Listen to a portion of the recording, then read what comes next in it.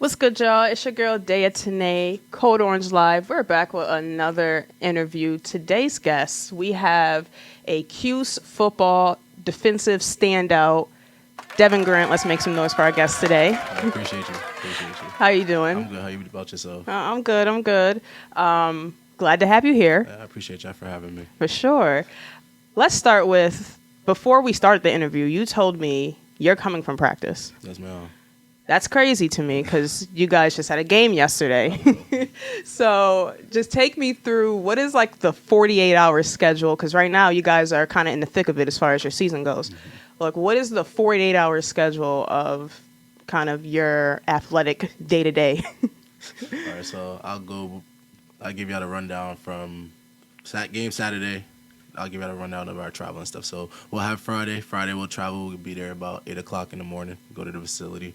We'll have meetings, we'll have breakfast and stuff like that, a little walkthrough and stuff. And then we'll have like a little break where we can shower, get changed into our suits and stuff like that. And then we'll go to the airport, screening.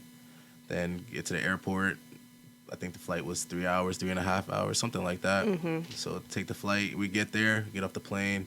And then they give us a little time, probably like 45 minutes to like change into our travel suits that we got. We got not much time. A little wind down time, just a little bit, actually get accustomed to where you at and stuff like that. Mm-hmm. And then we go down, we have a team dinner. And then after dinner, you get like an hour and a half. And then before your meetings start, we have meetings. Again, we have a team meeting, position meetings. Just fine-tuning any little stuff that you have before the game plan and all that stuff. And then they give us a little time, like an hour from like 9 to 10 to get to see our family that travel and stuff like that. And I feel like that's a very important time to have because it's like you get to cherish those that came and to travel and seen, Right. They travel in these far distances. I know my family, they coming from New York City because I'm from New York. So it's like they come and traveling from all over. So just to show that gratitude and support, like that love that you have for the supporters that come, it's nice. Right. So that's a long, a long list of things to do before you even touch the field. Hey. In the morning time, it's crazier too. In the morning time, we get up, we'll have a team breakfast, and then we'll go travel and then go to the stadium, start getting ready for game time. Okay. Like we mentioned, again, you guys are in the thick of it. We're kind of mid-season right now. Yes, ma'am. How do you think your season is going from your perspective? How are things? I mean, it could be a little bit better. I'm hard on myself, I would like to say. So I could be doing good, but to myself, I'm doing bad. If I miss, let's just say, a tackle, or if I see a play on film that I could have made, it's like I feel like I didn't have the best game that I had. And I feel like that's good to have because you don't want to get too complacent. That's heavy on me, so complacency. So I would just say mediocre. It could be better, it could be worse, but not exactly where I want it to be right now. Okay. Because you kind of mentioned it, how do you go about managing, and you're a junior, right? I'm a senior. Senior. This is my last year. You're a senior, so even more important, as a senior, obviously you're pretty much at the end of your collegiate career, right? Yeah. How do you go about managing the team expectations versus your own personal goals that you have that you want to fulfill this season? I feel like I found myself, a lot of my expectations to myself were also team expectations. So like I feel like I would like to see myself as a team player. I'm a leader on the team, so a national championship is something that are my expectations for the season. A conference championship, stuff like that, having a good winning season, winning games, stuff like that. I would say personally wise, I want to go All-American. I want to be an All-American. I want to be on all boards, just as a standout player, one of the best defensive backs in the nation. That's all my goal. That's on my mind. So every day I go to practice, you got to be the best defensive back in the nation, stuff like that, just to use motivation, outside motivation. But I would say I also have a lot of my personal goals are also team goals. Which is good, because I can imagine not everybody ends up in that situation where maybe those goals maybe align team versus personal. So that is good that you're in a space where everyone's on the same page, basically. Yeah. Nice. Now you are a defensive back, safety. Yes. As a defensive player, my biggest question is how do you, because it can be a lot of pressure. You're going into the game and say your team's down. What is the mindset when you're going in and your responsibility is to basically shift the momentum of the game. You know what I'm saying? Like, what is that mindset when it's time to go and like, all right, the team is dependent on us to get a stop right now? It gives me a good adrenaline rush. I would say that's why I pick defense. I also pick defense because I'd rather give the hit than take the hit. 1,000%. Because I know I used to play offense, in high school and stuff like that. So it was like, I know what it's like, but at this next level, I know how I hit. So to think people have that mentality to come hit me, I'm cool off that. Like, I'm so cool off that. So I'm so when you describe it like that, it makes all the sense. Yeah, but like also I would say as in it gives me an adrenaline rush to know that we're out there and we're expected to get the stop to give our offense back the ball. You know, stuff like when you think about it like that, it's like, oh yeah, like, hey, they depending on us. We got to get this stop so we can get them the ball back so they can go score points. Right. When my favorite thing is scoring defensive touchdowns. Defense is not expected to score touchdowns. Football is an offensive scoring game. Yeah. So when you get defensive touchdowns and those happen, it's very rare. So that gives the crowd a different boost. And, that having that rush right there where it's like, I did that, everybody here watching me, it's probably one of the best feelings I have had in my life. Like, I can't even explain it. Like, it's so euphoric, honestly. I was going to mention that because I remember, I think it was last season, was it versus Miami maybe? And then you forced a fumble, and that was kind of the starting point of a big comeback for you guys. So the feeling of being that person that kind of starts the shift, that has to be amazing. Like I said, one of the best feelings of my life. I think that play, I couldn't even hear myself think. Yeah. Like, just to be in that moment and think, like, I don't think I heard myself think until I really got to the sideline and really wind down and was like, yo, I just did that. And take it all in. Like, really took it all in, like, yo, I just did that. I just changed this game, but I got to keep going. Like, in the moment it doesn't, but like I look back at it, I probably see that play just from how the publicity of it and stuff like that, and then it's in my phone. I probably see it's in my phone. I probably see that play 2 to 3 times a week, and I go to watch it probably twice too. Is that one of those ones you send around to everybody, like in a group chat, the family group chat? 100%. I talk to my guys all the time, like, yo, like I made that play. Don't forget that. Right. You know what I'm saying? But it's also like motivation to that's just the beginning. Like, there's still a lot more to go. Okay. I want to play a little game. Got you. What kind of game, though? So, we're thinking defense mine, right? Okay, yeah. I'm going to give you, let's say, 4 skills. 4 skills / attributes. Yes, ma'am. I got you. And I want you to put them in order by what you think is the most important. Got you. When it comes to a defensive player and a defensive mindset. Okay, so we're going least to greatest. Or great, whichever way you want. Yeah, let's do greatest to least. Okay, got you. All right, the 4 are, let's say, physical strength. Okay.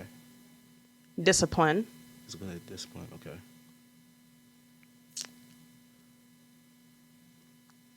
Speed. Versatility. Ooh, I like those words. Yeah. Those are good words. Okay, so this we said we're going greatest to least. I feel like greatest, discipline.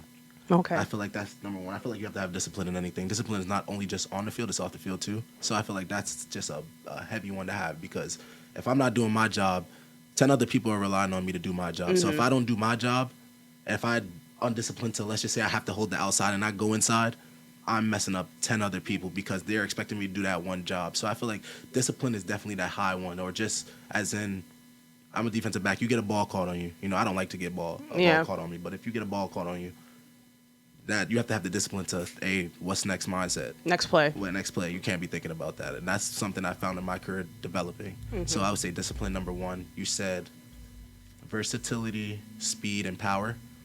Discipline, physical strength. Yep. Speed, versatility. Okay. I would say second, versatility. Okay. Versatility, just because that's a way to get on the field. You can get on the field either one. I've played corner, I've played nickel, I've played safety. So just when the coaches have that much trust in you, that you can play any position that they put you at. I can plug you here, plug you here. It gives you more playing time, and it just builds that trust in them. That's a very trustful thing to do. I'm trusting this guy to remember this position and that position and that position, 3 different positions all on one defense. I feel like that when the coaches can trust you like that, that's a good quality to have.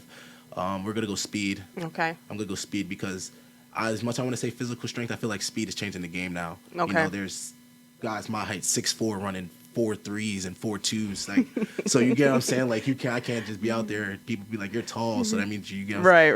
I got to be fast, too. Going against track stars at that point. People that are running 10 ones and all that. I gotta be fast. So I would say I definitely like to work on my speed. I would like to say I'm fast. Just had to put that in there. Okay, had to throw that in there. Yeah, all right. Don't sleep on it. And then obviously the last one would be physical strength. Okay. But I feel like that also is like something important. Like, you can't just be out there not strong because you're gonna get little boyed. You know, I'll tell you a crazy story. I did get little boyed my first time on the field. I thought I had it. Got the first time on the field and got my face ran through. Man. Yeah, that's when I said I had to hit the weight room. So I would say physical strength is something important, but out of those 4, it's definitely the least.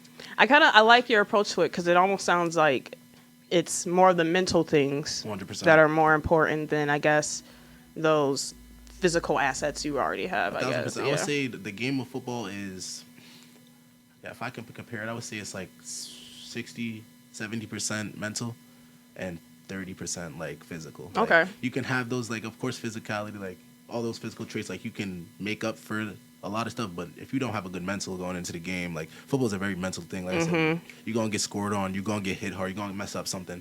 It's next play because there's 70 snaps in the game. You can't be worried about that one snap. Right. Then you're going to mess up. And the game's going to keep going. You know what I'm saying? The game don't wait for nobody. Right. So. Okay. Let's go back a little bit. Got you. So, you grew up in Queens. Yes, ma'am. Tell me about growing up in New York City, and then comparing it to making that shift to Syracuse, which people like it's a little different, upstate New York versus like the main city.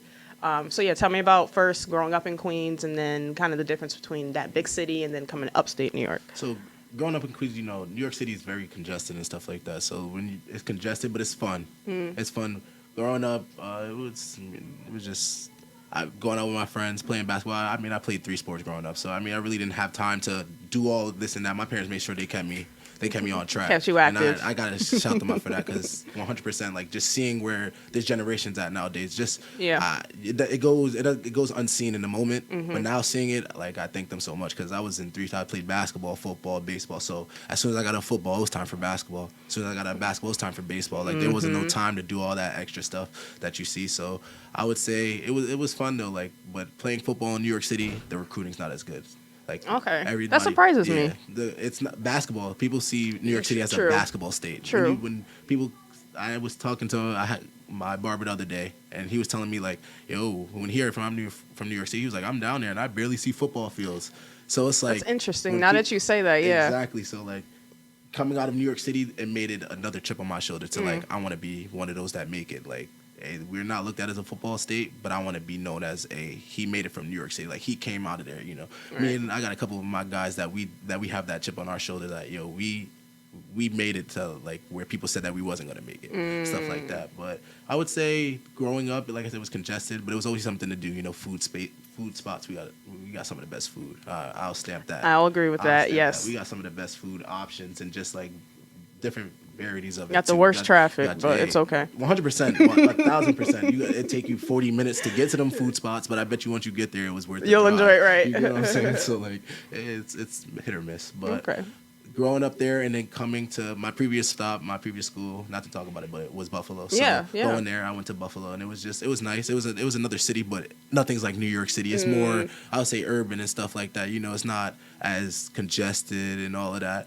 But then coming to Syracuse, I like just how they brought it into like football. You know, it changed my point of view of like, oh, New York does have like good football teams. Yes. Like, you know, they show you love. Like, I got here when I first transferred here. I think I had a meet and greet, and they showed me love like I've been here for the last 4 years. When I was there for 2 months and stuff like that. And then just going throughout it, like, Orange Nation just shows so much love, and I give credit to that. That's part of why I do it. You know, I come out there for that. Huge fan base. Huge fan base, just to see those people behind you. And they're all over. All ages. It goes back. It goes from decades. I see people talking about a season ticket holder for 40 years. And I'm like, that was before I was even born and stuff like this. So like, the fact that you sitting here supporting me and just showing me so much love, and you couldn't even know me from a hole in the wall sometimes. It's like that camaraderie. They'll embrace you for sure. 100%. It makes me go out there and do it harder. But I would say it was definitely a difference because it's not a much of a city. Food spots is out here hit and miss. You know? They got some good food. It's a college town. Yeah, 100%. But the food closes at like 10 o'clock down here. We're getting a little better, but yes, I'll agree. It's a pain. So after 10 o'clock, you stuck to McDonald's, Taco Bell, Popeyes. It's a couple late night spots that's trying to get it together, but yeah. I gotta tap into those. No, I'm gonna have to put you on. Put me on because I'm out here struggling. I'm eating Popeyes at 10:30 at night. Nah. Feeling sluggish on the field sometimes. Yeah, I was gonna say nah. That don't sound like a good recipe. No pun intended. Okay, so you kind of briefly spoke on it. You went to Buffalo. We don't have to go too deep into it because I know the transfer portal is like a whole thing in itself. But I don't want to put nothing in nobody's head. No, but the one thing I would like to ask you regarding the transfer portal is just your opinion on, I guess, players having that option to kind of take their careers in their hands. How do you feel about just more, because it's a newer thing, I guess, just more freedom, you get more decision-making opportunity, I guess, when it comes to your career? I feel like it's definitely, the transfer portal is it has good and bad. Like, it has some good, but some bad. Like, for example, you can enter the transfer portal at any time. Some freshmen are entered the transfer portal, and they've been there for 4 months just because the transition. Now, I understand the transition from going to high school and being the man and then coming to college. You got to realize there's other dudes. Everyone's the man. Everybody was the best player at their high school or the best player in their state and stuff like that. So you really got to work. So the transfer portal allowing so fast just to, I don't like this. I feel like it brings down the work ethic because now it's just as in, I didn't put in the work. They're not playing me. I just got here. I'm gonna enter the transfer portal. You didn't really get to even get accustomed to where you're at, really learn about where you're at. None of that. But I feel like it also is a good thing because for those of, if you don't feel like you're at home, like if you really don't feel like you're at home or you got treated bad or your coaches you felt like your coaches honestly disrespected you, I feel like you should be able to go see if the grass is greener on the other side. 100%. Go put your name out there and see who loves you. Find the next place that loves you. Like that was a big thing in my recruiting process. Finding somewhere that loves you, not likes you. You get what I'm saying? You want to find somewhere that loves you, that really needs you, that will drop everything for you. You don't want to go somewhere that flirts with you, like this, that, and then you get there and it's not that at all. It's like a feeling. 100%. The it's a transfer vibe. portal is definitely a scary thing, I would say, but I like it because it allows people to expand their horizon, just seeing what's out there if they do feel like their situation is honestly not good for them. Okay. Why Cuse? Cuse, it felt like home. I entered the transfer portal. My old defensive coordinator came from Buffalo, came from here, Coach Rob Wright. So I came here, I entered the portal. He hit my phone like as soon as I entered the transfer portal. And then come over. And honestly, it was over from there. The connection with Coach Fran, Coach E-Rob, he came to see it. It was just that connection, and it was, as I stated earlier, beyond football. Like, it was a connection beyond football. Like, this is a connection I see not only just on the football field, but he cares about what you do outside of football. How's life? You as a person. Honestly, doesn't just treat you as a player. Treat you as a little brother, a father figure, whatever you need in your life. He honestly is there and genuine for that. So it was like, once I seen it, I was like, oh yeah, like, hey, it's not too far from home either. I mean, I was 6 hours away, 4 hours commute. My parents could get to games. It's only a 4 hour and 30 minutes, sometimes 5 hour drive with traffic. So it's like, hey, like, you can't go wrong with that. I feel like keep the best in New York in New York. I like that, right? Just briefly want to touch on Fran Brown. I don't watch a bunch of like post game highlights but when he speaks, like, do you guys get that same feeling like when he speaks? Like, he's just so real. 100%. Like, yeah, it's like hard to like not feel what he's saying. Like, yeah, you can try not to, and it's just like hard not to because he makes it so prevalent. Like, Coach Fran, that's my dog. Like I said, when he speaks, it's just like, okay, like, yeah, like, there's been plenty of times we'd had conversations and just about little football stuff, like, Coach, can you see what I need to do here, there? And he really sit down there and just go through them. Or if it's anything in life, if it's, Coach, I got a speeding ticket or something like that, what do I do? Right. Yo, like, this is what you need to do. You shouldn't be doing that, though, yeah, but, like, I got your back for that. So it's like, when you have a head coach like that, it makes it hard for you not to want to go out there and love him and play hard for him because it's like he pours so much into you. Why not give it back to him? Right. I love that.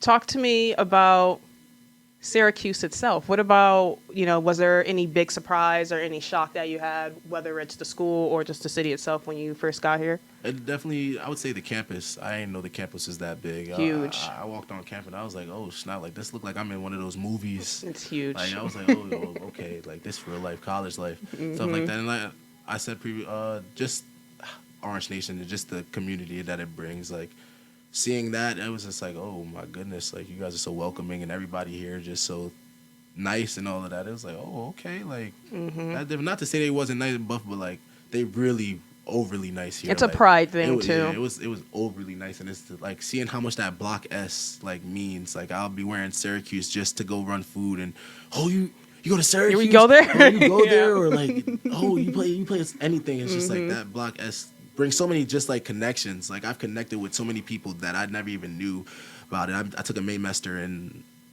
last year in Cali. I went out there and I didn't even know how many Cuse alumni are out there. Here, take my number, do this, do that, just to connect, just to have those connections for beyond football when football's over with. Yeah, we had the same thing happen. We were like in LA. This is like years ago, but we were in LA one time. And this dude randomly, we must have said, we from Syracuse. I love Syracuse. It's like, it's everywhere. And people would go crazy. Loyal fan base for sure. Like you said, that Block S, they don't know too much about the city, but they know something about that Block S for sure. All right. We've reached the point where I'm just going to do some quick hits and get you out of here. Sound good. Let's start with you kind of, I don't know too well because you sound like you weren't too happy with our food choices. But what is your favorite food spot so far in Syracuse? My favorite food spot in Syracuse, I gotta think. Congo Box. Yeah. Congo Box fire. Yep. Like, valid. Their lamb chops fire. Valid. Yep. We have little like food truck places that they'll come to bring snacks. Okay. That was one of them. I like that one a lot. There's another place called Lucky 7, cool. Lucky 7, yep, they valid too, yep. Lucky 7 was cool. And then Exo Taco, just regular taco spot. Exo Taco's fire. It's a little expensive for some tacos, 100%. But over the Cuse. I just had over the Cuse last night. I was an over the Cuse junkie when I first got here. Like, I would have it every night. Like I started getting tired of it. Them smash burgers, they get me. The smash burgers, the tenders, everything. Like, yep. The chicken over rice. I might get some over the Cuse after this. I'm sending you over there. Yeah, but no, I would say those are some good spots right there. Okay. What about? Do you have any like chill spots or any spots you've just seen in the city off of campus that you've? Not really. Peeped it on? I haven't even really got to like.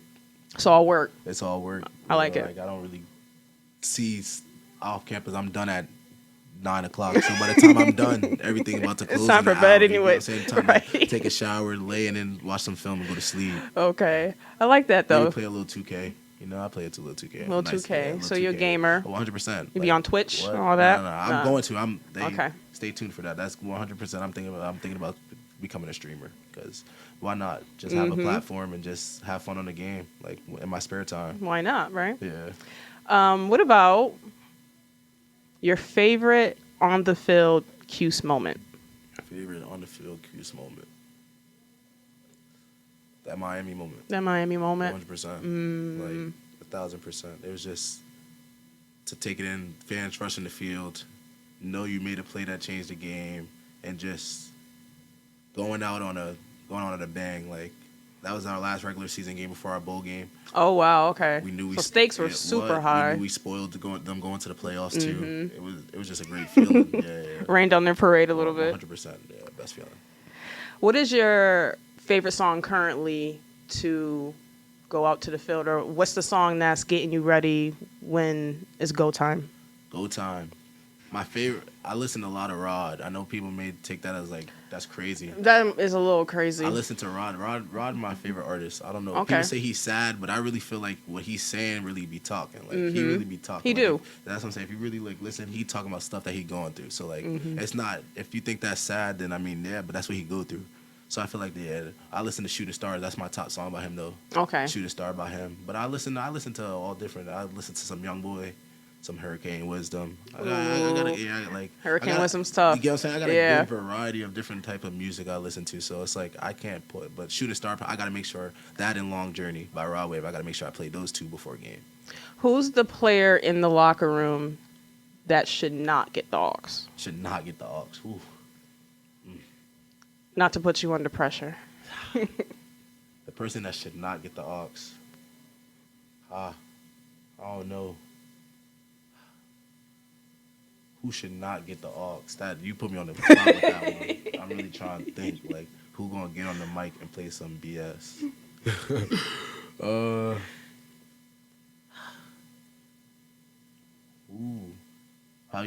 Probably David O. Okay. David O. Maperiola. Like I'm not gonna say he gonna play BS, but like he gonna get on there and play straight young boy. And you get what I'm saying? Like nobody feel like just listening to straight young boy. Like you get what I'm saying? I have my times. Like don't get me wrong. Like young boy in my top 5. Yeah, but he got like you 13 songs in. We 20 songs in. Young boy, straight young boy. Like I'm sitting there like, come on, yo. Like it gets to a point. Like I only want to listen to young boy that much if I go to his concert. Like don't get me wrong. Like I go to young boy concert, I'm turned. But like listen to that all day.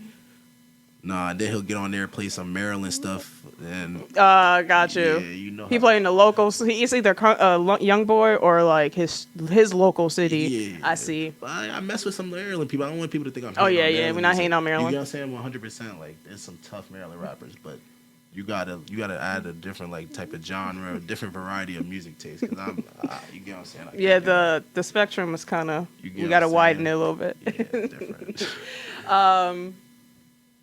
Couple more. Are you a fashion guy? Yeah, I would like to say so. When I really get to put it on. Okay. Like to, you put it on? I could put it on a little bit. What's your favorite brand right now? My favorite brand right now. I don't really wear like jeans like that. So like I would say like sweatsuits. So like I'll go like I like Amiri sweatsuits. I want a Galley department sweatsuit. Like I like stuff like that. Comfort. I go comfort. Okay. Like, I'm either in a suit or tight football pants. Like I want to be in something. Right. On my off time, I just want to. Yeah, I get it. Off time, but I go like that. I like LV. Like I like all. Oh, so you a little bougie. I'm a little designer bougie. I get you. Yeah, my Okay. mom would be happy at that. She'd say, "Why are you spending money on this? You spending your money." It makes me feel good. You look good, feel good, play good. Right. That's how I like to do I it. like that. All right. Give me an example of bad drip. Okay, bad drip. I'm going the super skinny like. The guys wearing the skirt Johns, that's bad drip. That's terrible drip. Like, you get what I'm saying? Like, nah, that's where we start going overboard. Yeah. We start going a little overboard. Like, that's a little too much. The super tight jeans. Like, the super tight jeans and like the little cut off Johns, like with the boots. Yeah, like, you get what I'm saying? Like that. Don't wear that. Like I said, I got bad drip on right now. But I got the black. Like I like white. Like I feel like white socks really. Unless you really gotta put on black socks. Like you get what I'm saying? Like, I'm a white sock kind of gal. I'm a white sock type of person. Like you could put on black socks in the scenario though. When really needed. Put it on, like you know what I'm saying? If I put on black socks, I usually like to put on I put on black Supreme socks. You get what I'm saying? Like, right. But I'm not just putting on no black socks with a white outfit and stuff like that. Like I'm not. I feel like that's just me though. That's just my personal opinion. I agree. My last question for you is give some advice to the youth that whether they're aspiring to be a collegiate athlete or either higher goals more than that, just youth that are playing the sport, and what would you say to them if they're chasing the same dream you are? I got you. I got two. I'll say don't be too high with the highs and lows with the lows. You can't be too high with the highs, meaning, yeah, you're going to have success, but you got to forget about that at a point. You can have a good game Saturday. You got Saturday night, Sunday to really soak that in. By Monday come, it should be on to the next, out your head. And low with the lows just mean like, hey, bad stuff going to happen to you. You got to keep the on, though. Like, that goes into my second point where success ain't easy. I feel like you gotta fail to succeed, sort of thing. Like you gotta be shown that adversity. Like you gotta be shown adversity. Nobody got successful with no adversity. Adversity is something that you should embrace, not run away from. My coach said a good thing. Buffaloes, they run through the storm. They don't cows, they're not like cows who run away from the storm. Buffaloes run through the storm, and through that storm, you never know what's there. Yeah. You get what I'm saying? I've had a lot of people say that, yo, you're not going to do this because you're from New York City. You're not going to do that because you had not this. Place limits on you. Place limits on me, and it's not like I'm doing stuff that I'm on a path to potentially change my family's life and stuff like that. And I'm in an opportunity that I never even thought, like, little me would be so proud of me right now. That's because I'm doing stuff that I wouldn't even think when I'm on the phone with my guys, like, yo, like, this stuff that we talked about, but I never thought I was really going to do it. Right. So it's like, yeah, those are my two You things. manifest it, though. 100%. Yeah. You got to manifest. You got to speak it into existence if you really want it to happen. I agree with that. On that note, I appreciate you tapping in with us today. Yes, I appreciate y'all for having me once again. Yeah, for sure. Definitely wishing you lots of success, not only on this season, but your future career. Thank you. It's looking bright for you. Hey, hopefully from your mouth to God's ears. Right. Any final words for the people, or let them know your socials, where they can find you, all of that? Y'all can follow me on Instagram, showtime.dev. And that's it. Hey. Hey. Be yourself. Be yourself.